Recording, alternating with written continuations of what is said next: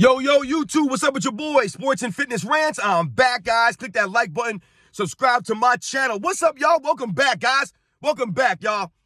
Got another one for you guys, man. Another great video for you guys today. I want to thank you guys for all your love, man, for sharing your stories, the comments, subscribing, everything, guys. Let's keep doing this thing, man. Spread the word, guys. Spread the word, man. We got to put some respect on the 80s and the 90s and Michael Jordan, man. And in this video, we're going to continue. And we're going to talk about how Michael Jordan never made excuses. We're going to talk about a couple instances, right? Michael Jordan never made excuses, man, right? And you guys know what to do, man. Turn the volume all the way up. Hit that play button. Remember, these videos are for educational purposes. It's not about you believing that Michael Jordan was the greatest basketball player of all time. This is not about me convincing you of that. It's about the lies that people have been talking about Michael Jordan, his era. They're lies. We don't have to tell lies. If you don't like Michael Jordan or whatever it is, that's fine. State your case off the facts. The facts. And form your opinion off the facts. Now let's roll. So yes, guys, Michael Jordan never made excuses, guys. Now listen, I've touched on this in past videos. I'm not going to do a long video on this. I'm just going to go over a couple of instances. Excuse me, guys. Where Michael Jordan could have made excuses, but he never did. Never did. All right? So, yes, guys, when I say that Michael Jordan never made excuses, what am I talking about? I'm simply talking about his career. A lot of people now these days, because we're doing this, they're trying to rewrite the history now, which is very interesting to me. But a lot of people these days, they talk about Michael Jordan's early career. They talk about him losing to the Detroit Pistons. And they're using that to hold against Michael Jordan. They're using it as a negative in Michael Jordan's career, which I still don't understand.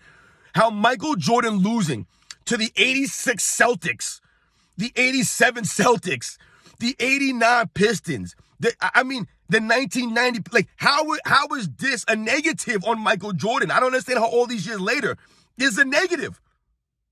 I've told you guys, if Michael Jordan, the 86 Bulls, would have beat the 86 Celtics in the first round, Larry Bird would have got ran out of Boston.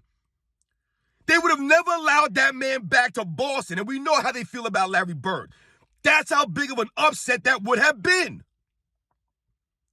The 1989 Pistons lost 2 games their entire postseason run, guys. 2 games. And the 2 games are to the Chicago Bulls. They were the only team to beat them in 1989.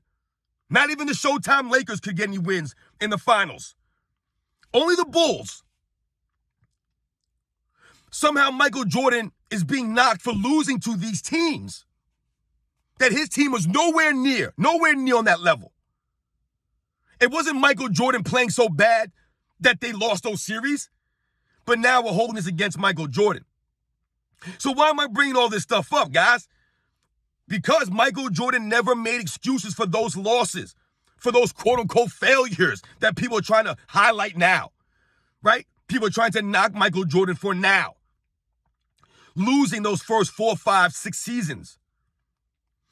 Instead of looking at what Michael Jordan was doing, what the Chicago Bulls were doing, right? And I've talked about this in past videos. Michael Jordan was carrying the Bulls to the playoffs every single season during a rebuild. The Bulls were rebuilding the team around him. And he was still leading them to the playoffs every single season. So that was not a failure. We think about the 1986 playoffs against the Celtics, right? Michael Jordan averaged like 40 points or whatever he did. I think he scored like 45 points in the first game. Then he scored 63 in that second game. And then I believe he had like 19 in the third game, right? He got worn down, right? They would double, triple team Michael Jordan. He had no other help there, right? Who was his second best teammate against the Celtics in 86? Do you guys know? Exactly. So when we think about these things and we think about Michael Jordan, and I'm telling you guys that he never made excuses. He could have easily came to the post-game press conference in 86 and been crying and complaining, right? I told you guys at the end of game 2, right? Michael Jordan was only allowed to shoot 2 free throws. He wasn't awarded the 3. He was fouled on a 3-pointer, guys. He was only awarded 2 free throws. Did he go in the post-game press conference and complain and cry about that and make a big scene and flop all over the floor and be like, yo, man, I got fouled shooting a 3. How is that not 3 points? This is not right. I'm protesting this game. They need to change the rules. I don't remember seeing that in the post-game press conference. I don't remember seeing that on the basketball court. Right? Could have made an excuse. They didn't do it. They lost to a better team. They needed to improve. Right? So Michael Jordan would say. I told you guys about the 89 Eastern Conference Finals. Right? They lost in 6 games. Right? Scottie Pippen takes an elbow in the head, plays 1 minute, is done for the rest of the game from Bill Laimbeer. Right? Michael Jordan's out there by himself, essentially, in Game 6 of the 1989 Eastern Conference Finals. Did Michael Jordan come to the post-game press conference and say, well, Scottie Pippen took an elbow from Bill Laimbeer, man. That was a cheap shot, man. That was a dirty play, man. We shouldn't have lost that game. He didn't make any excuses. We think about the 1990 Eastern Conference Finals, the very next season, guys. Right? The migraine game in Game 7 by Scottie Pippen. Right? Did Michael Jordan, I told you guys, right? They interviewed Michael Jordan on the court after Game 7. Michael Jordan still sweating, got the towel around his neck, just shook hands with everybody. They interviewed Michael Jordan, put the microphone to him on the court, and they asked him about it. And what does he proceed to say? We are not on their level yet. We want to get where they are. We have to work harder. We got to go back and work. That's what he said. We're not where they are. We want to be where they are. We're not on their level yet. We, us. Not, well, I had 32 points, 8 rebounds, 8 assists, which he did, and Scottie Pippen had what? 2 points? He didn't say any of that nonsense. He didn't make excuses. Oh, Scottie Pippen wasn't feeling good. That's the reason why we lost this game. No excuses. We think about the 1991 NBA Finals, right? Michael Jordan severely jamming his toe in Game 3. So bad he jammed at the end of that game, right? That in Game 4, he tried to start the game with a slit down his sneaker. He cut the sneaker in the toe box open. There's video, guys. You can see the video of it.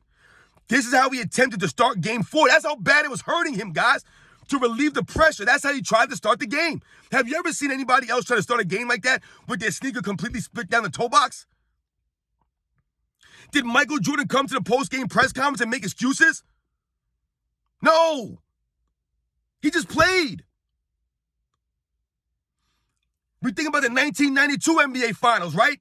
I believe it was Game 5.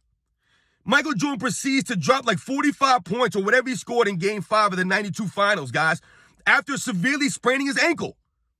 I believe early in the third quarter. So he played the entire second half with a sprained ankle, dropping 40-plus points in the NBA Finals. He didn't make excuses. He didn't sit out. He didn't be like, yo, man, I sprained my ankle stepping on, I believe he stepped on a cameraman or somebody on the baseline and sprained his ankle. He didn't make excuse about it. He didn't come to the post-game press conference with a boot on. He went out there and performed.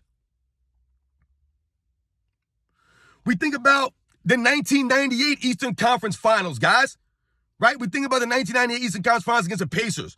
We think about that play, right? Think about the play that Reggie Miller did, I believe it was Game 6, where he completely shoves Michael Jordan in the chest. I mean, completely shoved Michael Jordan, right? A straight push to free himself up for that shot at the end of the game. Did Michael Jordan flop onto the floor and flop around and cry and make a scene? He was literally two-handed shoved by Reggie Miller. After he told Ron Harper we're going to switch on the screen, Reggie Miller proceeded to shove him about 5 feet to clear himself up, to free himself up for the shot. No fouls were called on Reggie Miller. I'm not saying there should have been a foul, but what I'm saying is Michael Jordan didn't make a scene. He didn't complain about it. He didn't make any excuses. Oh, Reggie Miller only got that shot off because he pushed me in the chest and threw me across the court to get open. He didn't do that. What did he say in the post-game press conference? He said, it don't matter. They still got to come to Chicago. It don't matter. Utah, Indiana, they still got to come through Chicago. That's what he said. They still got to come through us. He wasn't worrying and crying about that shove, making excuses. Remember, he had the bandage over his eye. He was getting all beat up in that series, man. Lip was all swollen. And no excuses, man. That was Michael Jordan, guys. He didn't make excuses. We never made excuses for him either. All of us fans of Michael Jordan back then, there was no need for us to make excuses like these guys make for their like the fans make for their players now. Always, anytime something happens, someone has a reason why. Oh, it's only because of this. Oh, it's because of that. They always have an explanation. They always have an excuse why their player didn't get it done or why this happened or why that happened. Right? Always have an excuse. You think that every other player in NBA history couldn't have made excuses? Are you kidding me right now? Michael Jordan could have made excuses many times as to why he was losing early in his career, right? Everybody tries to point to Scottie Pippen as the reason why he started winning, but they don't realize that Scottie Pippen was the reason why they didn't win sooner. They didn't win in 89 because of Scottie Pippen. They didn't win in 90 because of Scottie Pippen. But in 91, 92, 93, 96, 97, 98, those were because of Scottie Pippen?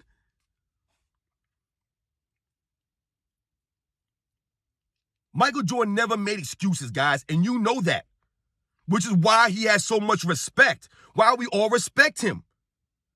He never came to these post-game press conferences or had these, never sat down at the scores table at the end of a game to talk to these broadcasters and come in there with some nonsense. You can listen to Michael Jordan speak because he always had good things to say. He knew what to say. It was always about the team. It was always about winning, right? It was never about, oh, I did this, I did that. They didn't do nothing. I told you, man. I remember, whatever, I'm not even going to mention anybody's name in this video like that, guys. But I'm just saying, man, I've heard so many people come to post-game press conferences, man, and say some nonsensical things, man, pointing out what they did and what they were doing. And that I did my job, man. You know what I'm saying? What could I do? Michael Jordan never did that. Did you ever hear him come to the post-game press conference in the 1993 NBA Finals and proceed to say, listen, y'all, I'm averaging 41 points a game in the finals. I don't know what you guys want from me. I don't know how we lost that game. I'm doing my thing here. He didn't say that nonsense. Catch you guys on the next one.